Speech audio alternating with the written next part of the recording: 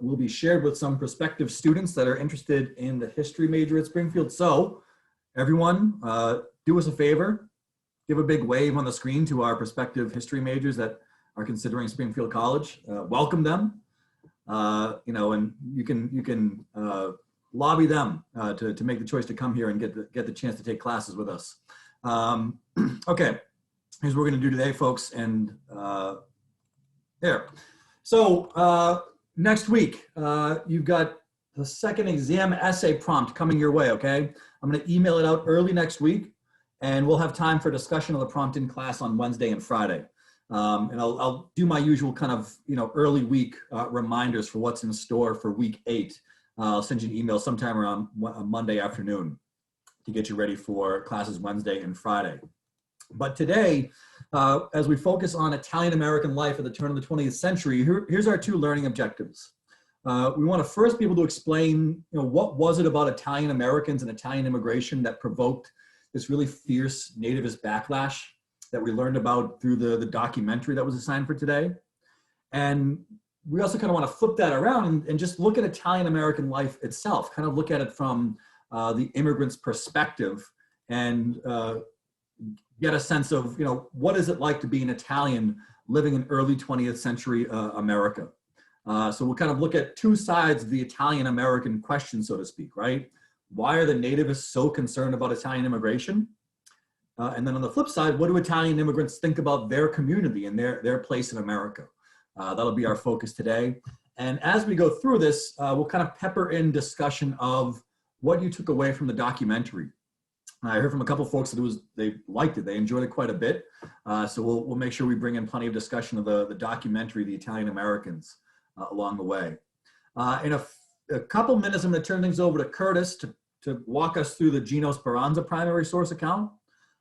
Before we can get to Speranza, though, and look at an Italian-American perspective on the so-called problem of Italian immigration, we need to finish off a bit of our discussion from Wednesday, and specifically understand the so-called Americanization campaigns that Speranza's account was kind of framed against, if you will, right? So we read that article from historian Gary Gersel, describing how historians have evaluated and understood these attempts to Americanize immigrants over the years. But we didn't get too much in depth about what Americanization itself entails. So I want to spend a few minutes talking about that, and then think specifically about how this pertains to the Italian experience of immigration around the turn of the 20th century. All right, so a little bit of context as a review. You all told me on Wednesday that Italians are part of the so-called new immigration from 1890 to 1920. We talked about how the new immigrants, so-called, were coming from different places in Europe, Southern and Eastern Europe. They had higher rates of return or circular migration. In other words, they're less likely to settle permanently in America. They're more likely to be rural and as a result unskilled in the labor market than were previous waves of immigration. Religiously, they are very likely to be Catholic or Jewish, and generally speaking, sort of non-Protestant, which is problematic in the eyes of native-born Protestant Americans. And the last piece of this is that they are, much, much more likely than native-born Americans or even other immigrant groups to settle in urban areas, right? As a result of, all of these factors in some ways, as we learned about through the Gersel article, there's this sense that, well, the new immigrants need particular encouragement and sort of special outreach in order to try to assimilate them into American society and American civic culture. That assimilation won't happen naturally with these particular groups because of, in the eyes of native-born Americans, how different they are. And so this is how we get these campaigns to Americanize the so-called new immigrants around the turn of the 20th century. And again, here is how we defined Americanization. It's private and governmental campaigns to help the new immigrants settle and assimilate into American civic culture. And the aim is to promote sort of patriotism and economic productivity. All right, so here's one last piece on the Americanization front, and then we're going to look at a couple of primary sources, one of which, the main one of which you see up here. So we'll unpack this poster that you see here in just a second, but let me give some context for it.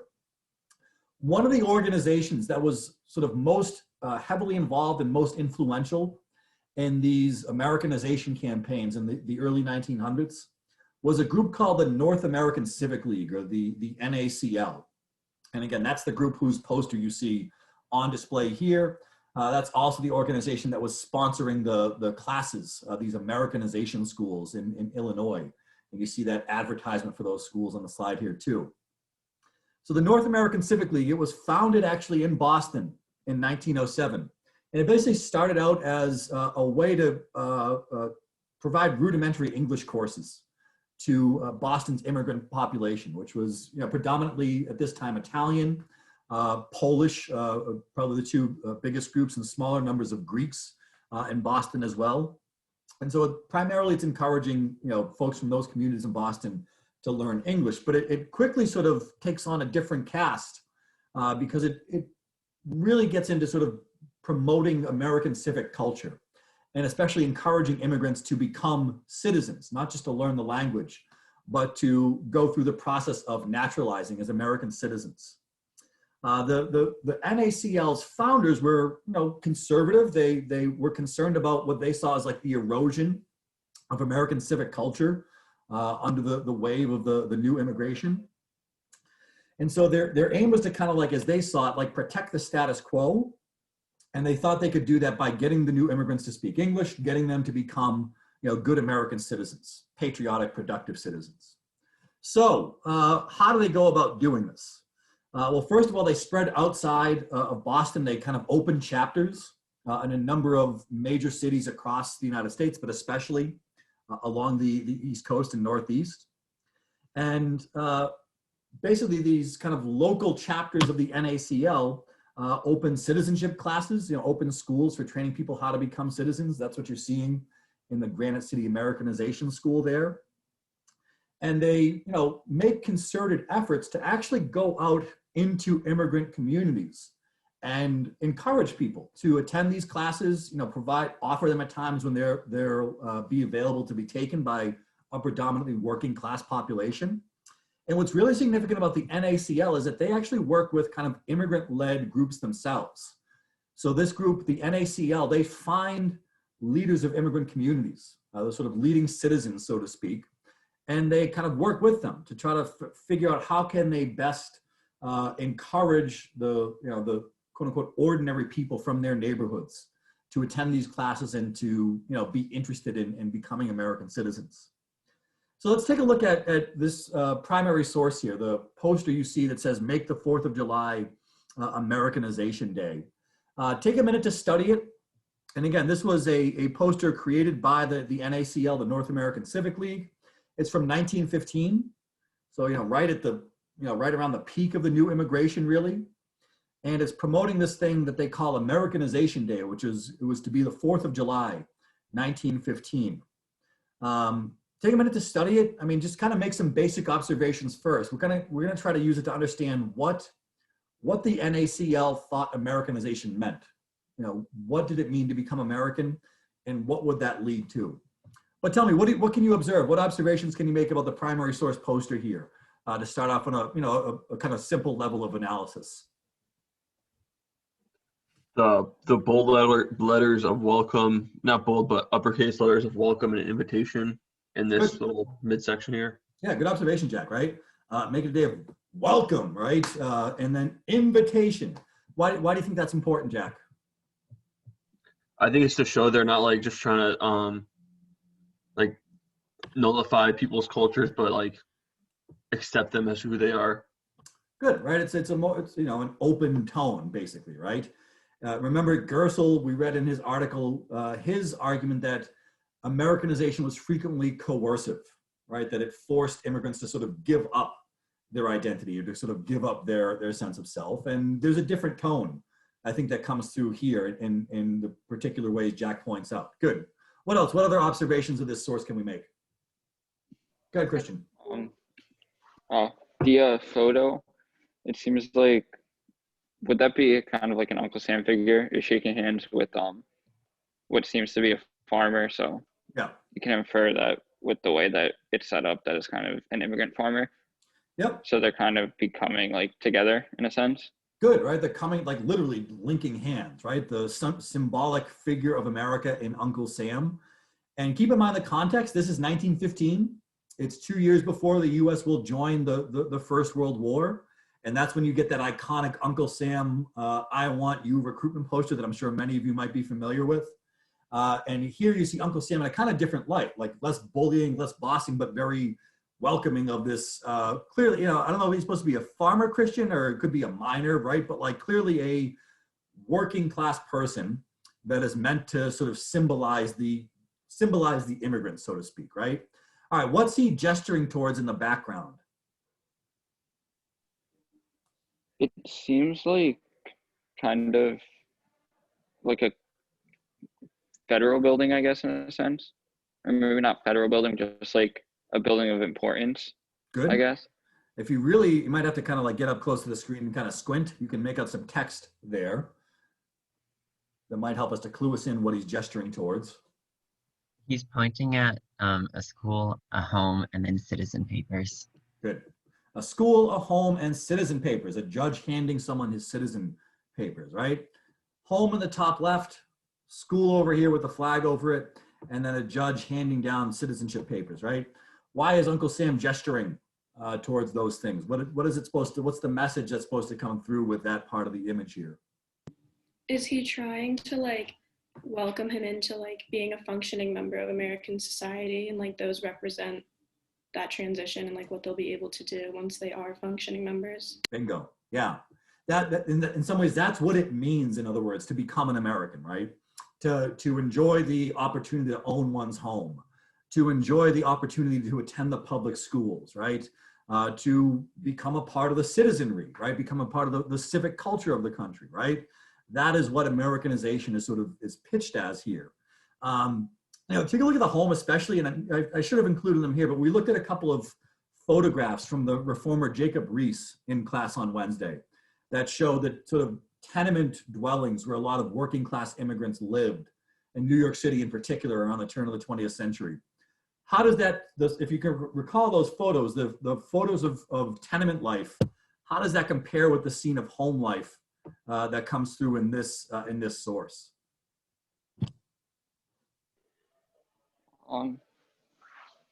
What I think is a tenant life is kind of more crowded, I guess, than a home life is kind of like more family oriented in a sense, I guess. Like you just have your family rather than a bunch. I don't know if that was what you were asking, but yes, I mean, in some ways, right? The idea that you don't have to live, you know, in this one building with 40 other families or 50 other families, right? The idea that you can own, you know, this idea of that, you know, the family as its own little castle, its own little fiefdom, right?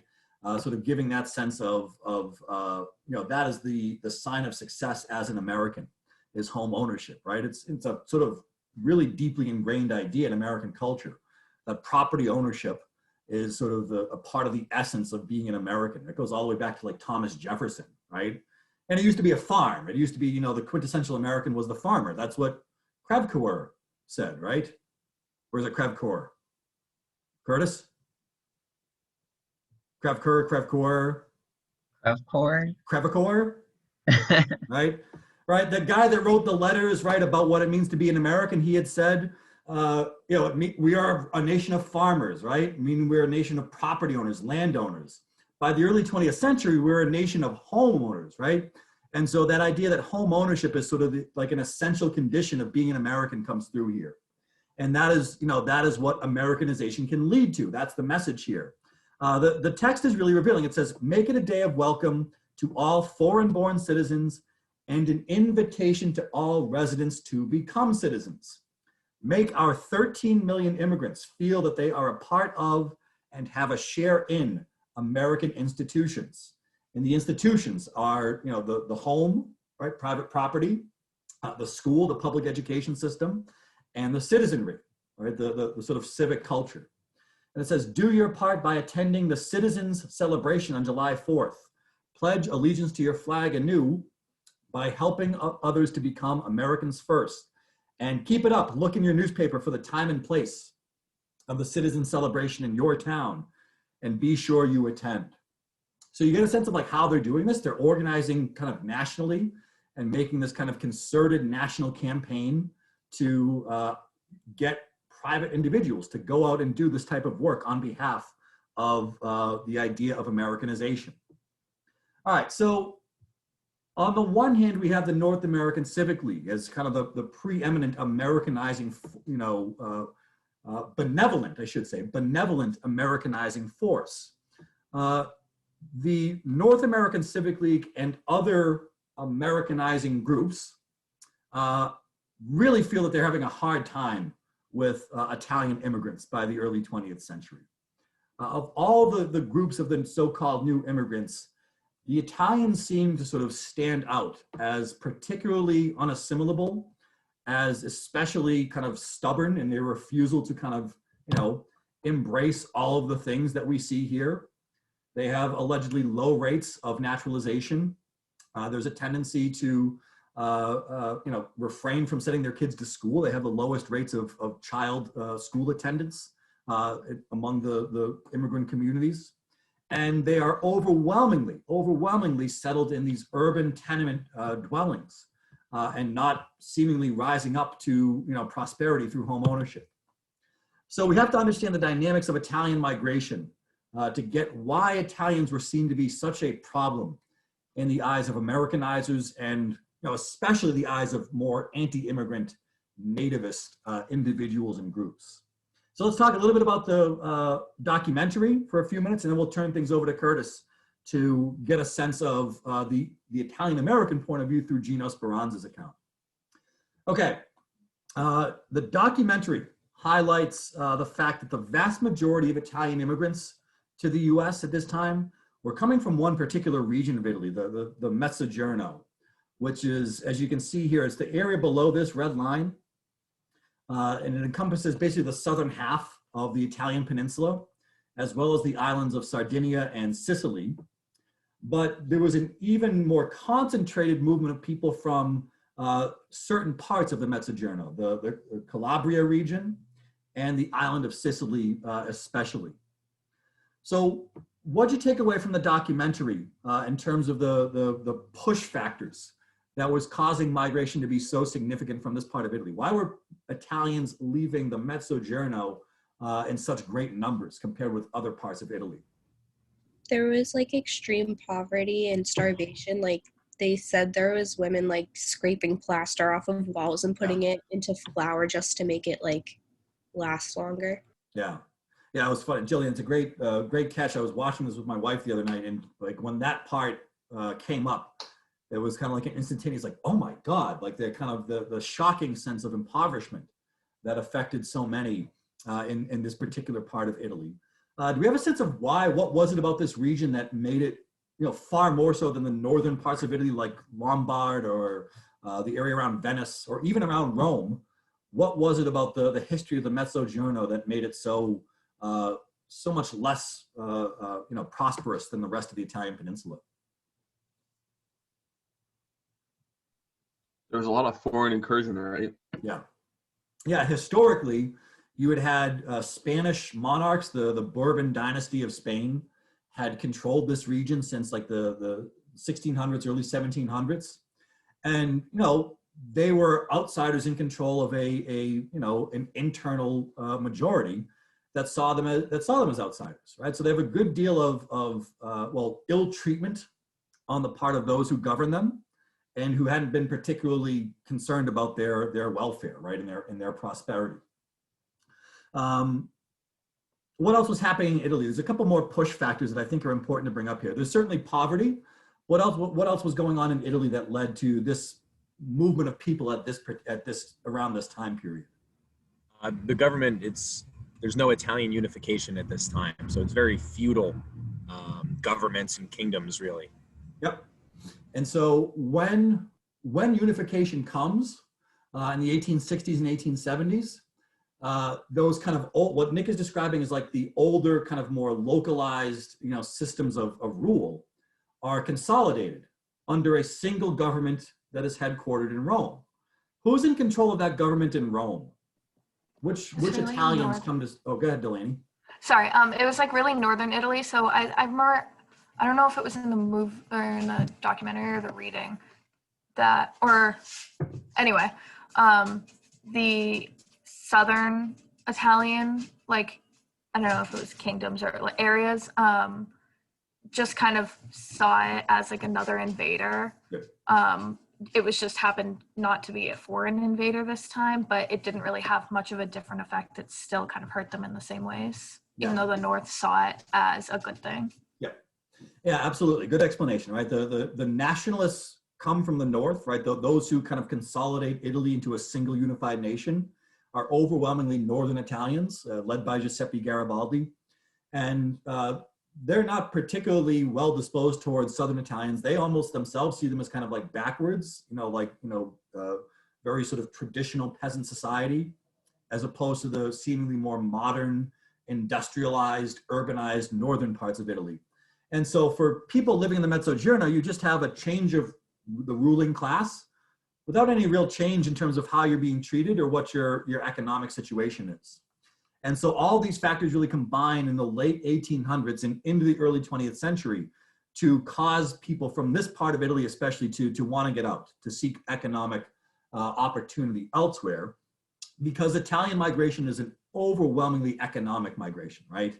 There's really no sort of religious or ethnic sort of, persecution involved here.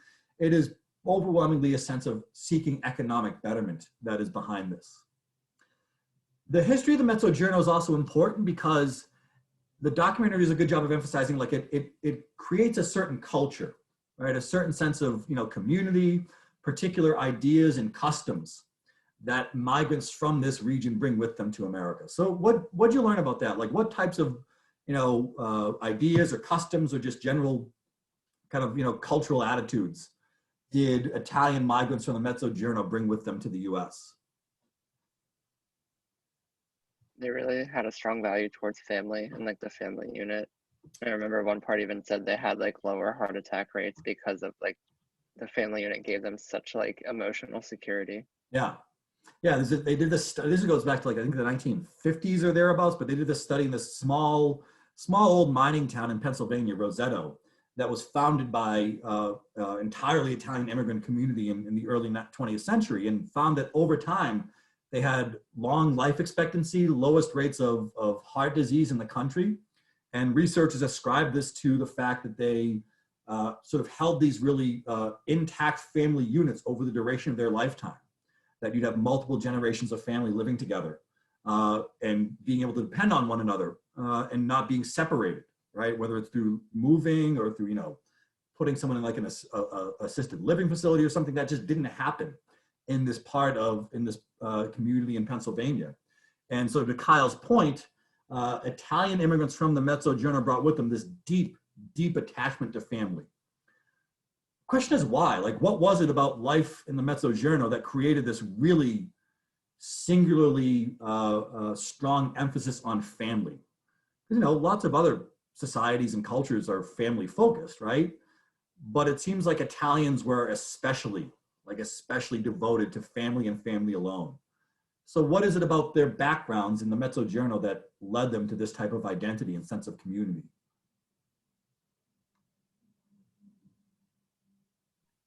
I think someone mentioned this earlier, but they mentioned how Italy wasn't really a unified nation. It was more like feudal kingdoms.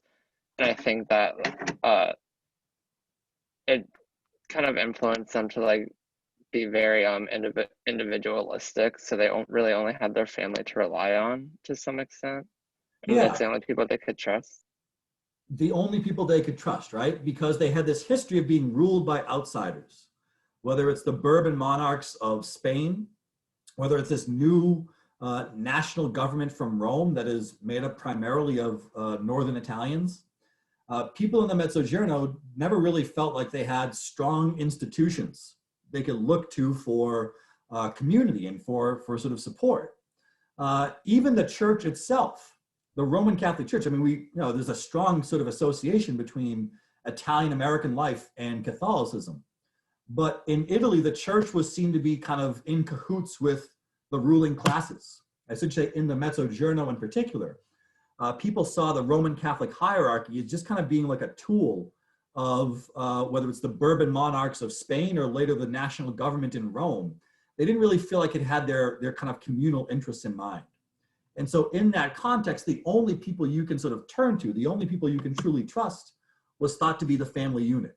And so that sort of very insular, very kind of, protective sense of identity and community comes over with Italian migrants from the Mezzogiorno. All right, so in total, we learned this again in the documentary, but just bears repeating that a huge number of Italian immigrants come to the US during the era of the new immigration, 4.1 million in total, but about 50% return. So Italian immigration has a very high rate of return and circular migration. What kind of, I didn't ask you to focus on this necessarily, but why were Italian migrants so likely to sort of take up this practice of return or circular migration? Like you get a few really good stories from folks who did this. What'd you learn about the nature of return or circular migration generally from the documentary? Really wanted to be like home, like they really wanted to be like home with their families in Italy. And so ultimately their main purpose for going to America was like making money for their families, sending it back, and ultimately like having enough money. Good. Yeah, I think it's a really important explanation, Delaney, that it's not just like, yeah, they just want to make money and go home, but it is the attachment to the family that leads them to continuously return back to Italy, whether, just a one-off or kind of, repeatedly in circular migration. It's not just that they want to make money and get out, but it's that attachment to home and to their particular families that leads to these especially high rates of return and circular migration. So it's a really good point.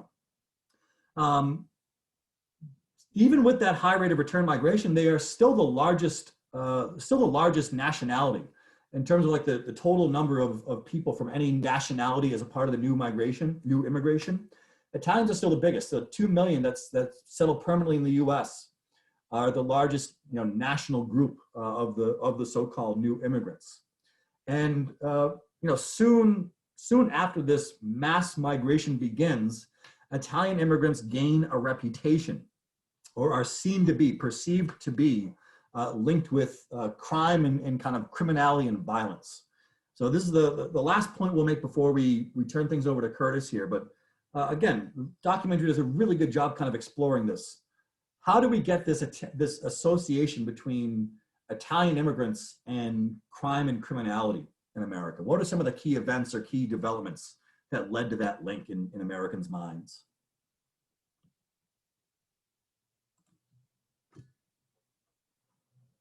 Wasn't the mafia one of them? Yeah, so I mean, so let's unpack this a bit, right? I mean, Italian American sort of pop cultural references are frequently found around like the mafia, right? I mean, think of the number of huge movies that have been made about just the Italian mafia in America. And I start with The Godfather, go with Goodfellas. I mean, you can sort of go down the list. Where does that association come from, though, right? Because it's kind of a uniquely American thing. It's more an Italian American thing than it is an Italian thing, so to speak, right? So what happened that led to Americans viewing Italian immigrants as being sort of all linked with the mafia?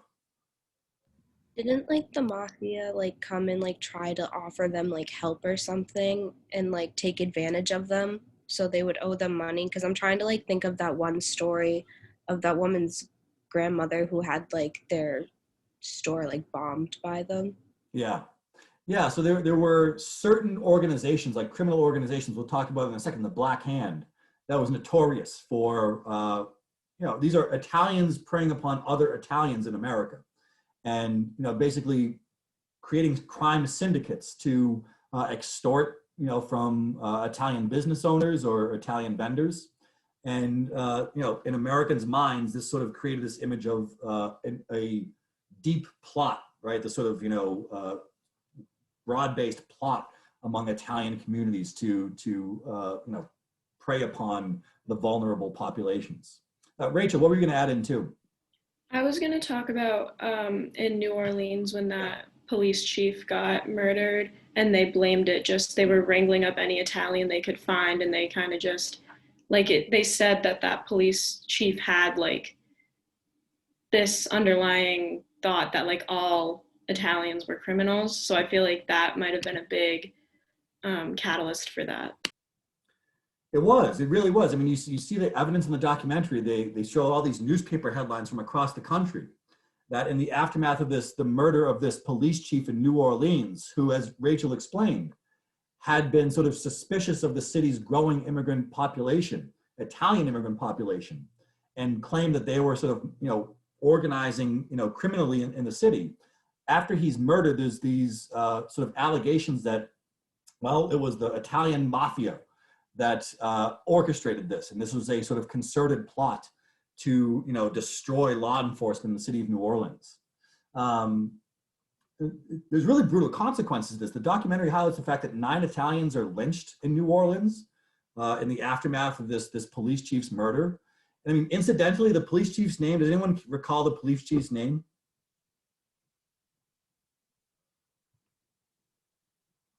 Isn't it Hennessy? Hennessy Kalin, bingo, good. He's the second generation Irish American, right? So he is of a sort of immigrant community himself, so to speak, in the Irish of New Orleans. And so, you kind of see these inter-ethnic conflicts producing this suspicion of Italian immigrants in New Orleans and then especially in New York City. All right, so the point being that by the turn of the 20th century, Americans are convinced that whether it's the mafia, whether it's the Black Hand, that Italian immigrants are especially prone to crime, and not just like petty theft or kind of like, random violence, but like organized kind of systemic attempts to exploit vulnerable Americans, even their fellow Italians. And you see kind of some of that coming through here in this political cartoon. This is a political cartoon from a magazine called Puck. And again, we have kind of an Uncle Sam-like figure here who is supposed to be the Pied Piper. Does anyone know the story of the Pied Piper?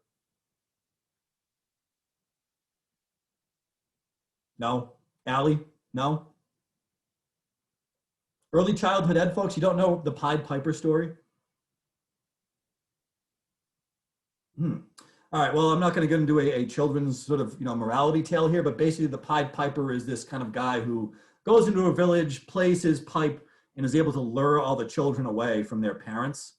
So this is playing upon this popular kind of folkloric story of someone being able to kind of play a tune to lead children away, but except, take a look at the cartoon here. What's being led away by the fool Pied Piper?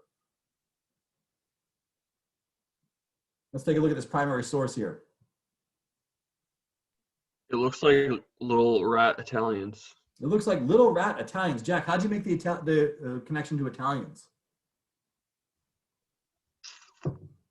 It was just an assumption because we're talking about Italian immigration. And the giveaway is that notice that some of them are carrying in their mouth these signs that have what on them? Black hand. Black hand, right? So the cartoonist is not being particularly clever here. In order to get you to think that this is the Black Hand being led to America, he puts a sign that says Black Hand on it, right? But so the Uncle Sam-like Pied Piper is leading these rats, representing, some Italians, other just kind of, new immigrants. Well, where are they going, does it look like? America. How do you know America, Mark? Because the Statue of Liberty on the side. Good, right? So we can kind of presume this is supposed to be Europe, of these leading them across the ocean as they swim to the waters, heading towards the Statue of Liberty. What's happening in the background here? Like, who do we think these folks are? Like, you can use the context clues about what are they doing? How are they dressed? Who are these folks supposed to be in the background here? It looks like the upper class elite of Italy are enjoying this. Yeah. Crime rates going down. Good. Yeah. All right. So this kind of idea that the ruling classes of Europe are kind of like doing a dance and celebrating as these, criminal elements are led away across the ocean. You notice that some of these things are carrying knives in their mouths. There was this kind of stereotype of Italian immigrants as being especially likely to engage in knife fights more than anything else. Others are carrying torches, suggesting that they're going to sort of, burn things down and commit destruction. There's a strong link, and Meg, you put it in the chat here. Sacco and Vanzetti case. Does anyone know the story of Sacco and Vanzetti? who Sacco and Vanzetti were? They were Italian immigrants that were like, I think they were accused of robbing a store. Yeah. I can't remember the exact story, but they were like accused of a crime, but they didn't like really have hard evidence that it was them. Yeah, exactly. They were Italian immigrants in Massachusetts, and they were accused of robbing, I think it was a bank or a store, but killing a security guard in the process. There was no, as Jillian says, there was no clear evidence linking them to this crime. But because they were Italian immigrants and because they had also been sort of involved in kind of like anarchist political organizations, they were arrested, charged, put on trial, and then executed for the crime. And most historians looking back at this case have found this to be a real like travesty of justice, that there was no attempt at a fair trial, that Sacco and Vanzetti were just simply scapegoated because they were Italians and they were, you know, political leftists at a time when this was deeply unpopular. And so I think there are, as Meg pointed out in the chat, there are echoes of Italian and Vanzetti here, like the idea that Italians are bringing over this particular type of crime, this particular type of radical politics, and that as a result, European rulers are celebrating in the background here. Okay, with all that in mind, right, we can kind of understand that there is going to be this fierce backlash against Italian immigrants. And just before Curtis presents, we'll touch upon one of these kind of nativist backlashes from a sociologist, a really influential sociologist at that, a guy named Edward Ross. In 1914, Ross wrote this book he called The Old World in the New. In other words, Europeans in America. And he took a particular aim at Italians and people from the south of Italy especially. And I pulled out one passage here that speaks to this association of Italians with violence and crime. Ross says, mindful of these darting eyes and hands, one does not wonder that the Sicilian, he's talking about Sicilian immigrants in particular, will stab his best friend in a sudden quarrel over a game of cards. In railroad work, other nationalities shun camps with many Italians. He says that contractors are afraid of them because the whole force will compulsively quit work, perhaps flare into riot if they imagine one of their number has suffered a wrong. And so again, you see in Ross this idea that Italians are prone to violence, are kind of prone to kind of rash decision-making, and just generally can't be trusted to do reasonable, rational things. With all that in mind, I think it's a good time now. Let's take a break, 5-minute break, and then when we get back, Curtis will present to us on the primary source that was assigned for today, Gino Speranza, to get the Italian-American point of view. So let's be back here, folks, at 12:45, and we'll unpack the Speranza source. Resume recording here. So now it's time to sort of look at, well, how do Italian Americans themselves see their community and see their place in the US? So to do that, we're going to walk through a primary source written by Gino Speranza, and I'm going to ask Curtis to take things over, if you would, please, and lead us in the discussion of the Speranza account here. Okie dokie.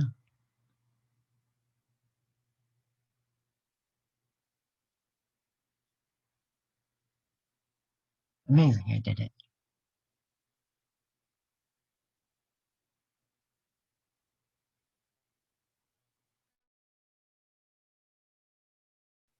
Cool. I struggle with Zoom. So this is Speranza, how it feels to be a problem.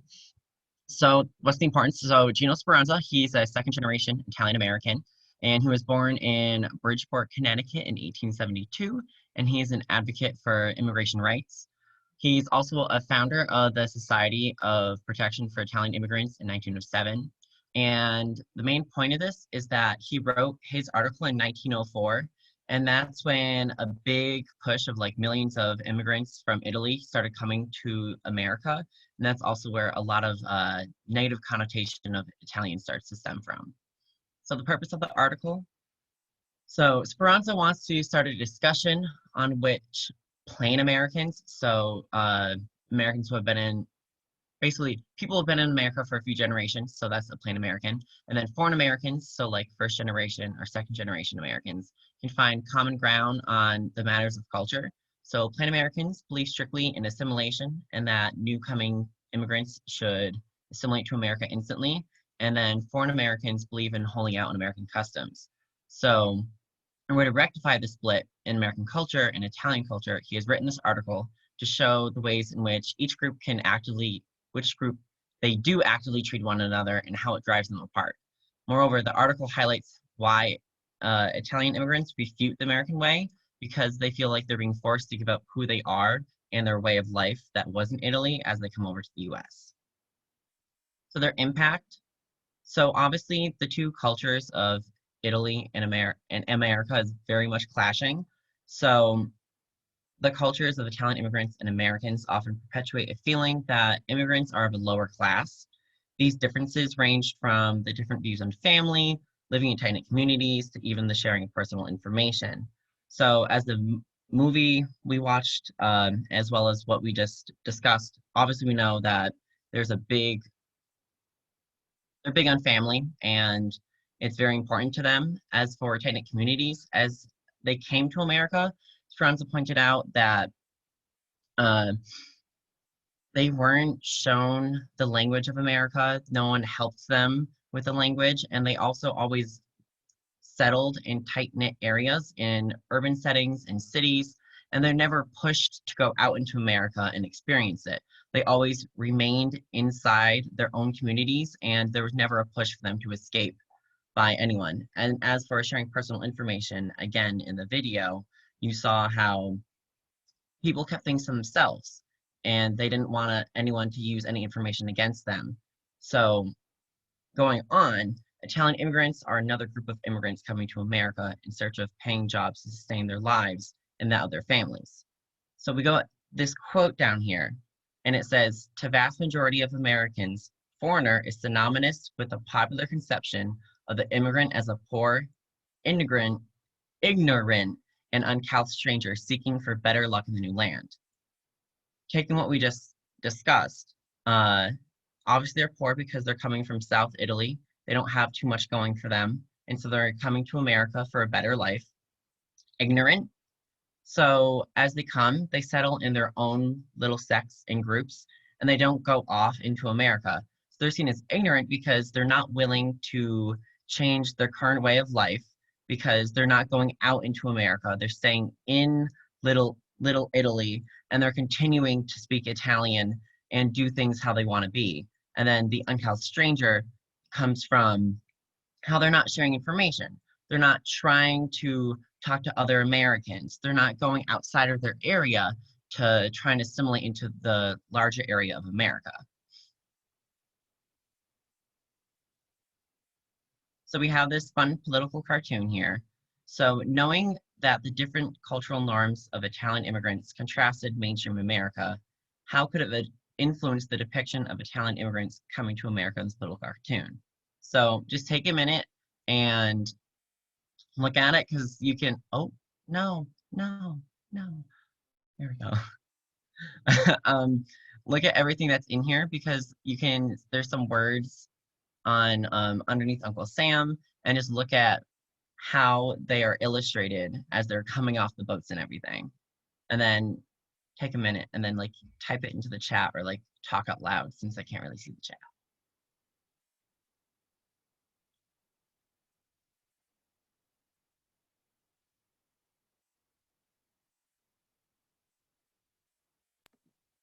I'm picking up on the bottom left corner, the poster that says like mafia, anarchists, socialists. I can't see what the first line says, but that's not they're kind of generalizing all Italians as anarchists and mafia. So Delaney, it's a good catch. It says mafia, then right under it says New Orleans, right? So that incident we learned about in the documentary is sort of being recalled here. Good point.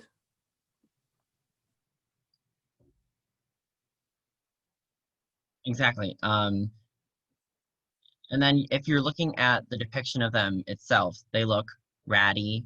They look pretty mean. If you look to the right, there's a guy with like really scruffy beard, and he's got a very foul face looking on. They all seem very unhappy.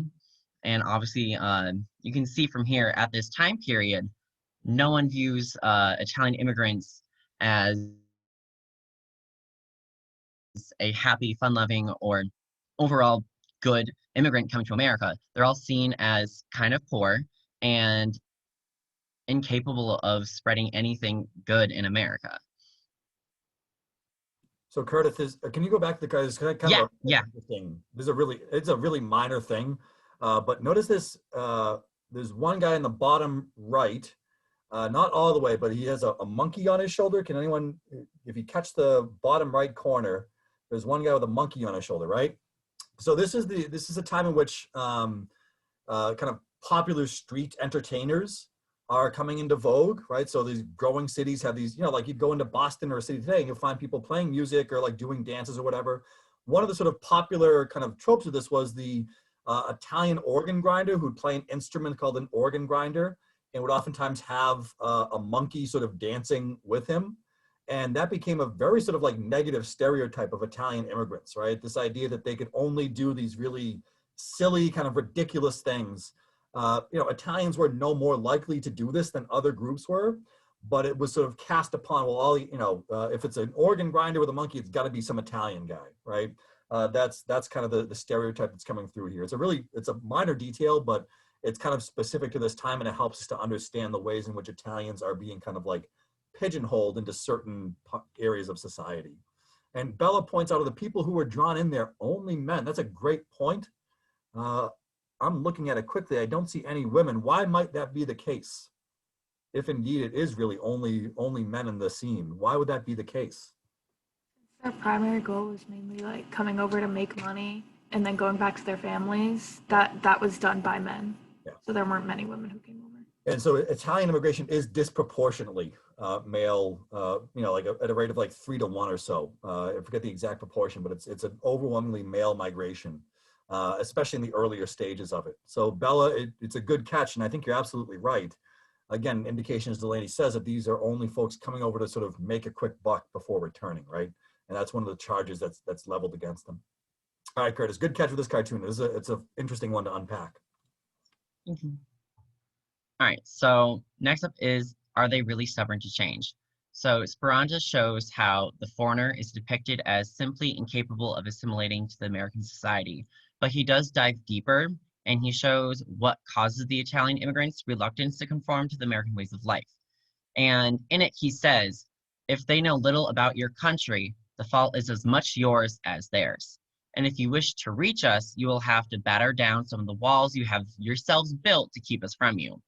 So basically what he's saying here is he's talking about how they already have this negative connotation of all Italian immigrants before they even came to America, because they'd come before a little bit. And at this time, America is very much against immigration from the southern region of Europe. And the amount of immigrants they do have from Italy already, they don't have any positive thoughts about.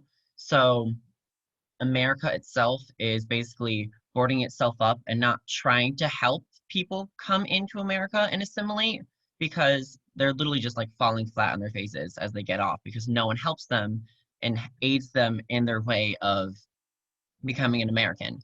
And this is shown because in the article, Speranza shows how there's a lack of confidence in the judicial system. So the court cases that people will have are either going to be in their favor, or they're going to slightly be ruled out of their favor just because they are an Italian immigrant. And that also falls off of how politicians have influence on the court systems, because he talks about how corrupt politicians often come in and can have an effect on it. He also talks about how hot-headed individuals taking the law into their own hands can often lead to poor treatment of immigrants. And this really just leads to lynching. There's a good part of the article where he talks about how if anyone from America went to Italy and they were wrongly treated and they were lynched, and the Venezuelan government just said, oh, it happens, I can't do anything about it, America would be super angry, and there would be an outcry for change. But as it happens to them, as they come to America, they're lynched, they're treated poorly, they are seen as less than. When they cry out for help or anything, nothing happens, they never get what they need. And then he goes on before it ends, the little last bit. It's very small, but like I very much found it interesting. The work conditions they're in America is very similar to that of Italy. And I think that plays into why Italians keep going back home, because they come to America for better work and they find that it's almost like slave labor, it's poor labor. They're treated horribly just as they were back in Italy. So why stay in America if they're going to be treated just the same? And then we're going to do a breakout room time. So there's two major questions I want you all to discuss. So in the previous slide, it depicts how Italian immigrants distrust the government's ability to lawfully protect them and the court system's shortcomings. How is the lack of trust justified and even exemplified in the case of Chief Hennessy from the movie that we watched before class? And then Speranza openly criticizes the practice of assimilating immigrants to American culture, claiming Italians know of America only what they learned from the corrupt politicians, the boss, the bansheer, which I don't know how to say, and often sometimes rough policemen. How does the assimilation process fall short when immigrants are drawn to the US but become fearful of those meant to aid in their integration into society? All right, folks, so I've put the two questions from Curtis into the shared Google Doc, and the shared Google Doc is linked in the chat. Please make sure you open that up. I'm gonna assign folks. Curtis, how many rooms do you want? I was thinking 3. That sounds great. Let's do 3. We'll give you folks probably no more than 5 minutes, maybe even a little bit less, so have a quick discussion of these two questions, and then we'll call everyone back, okay?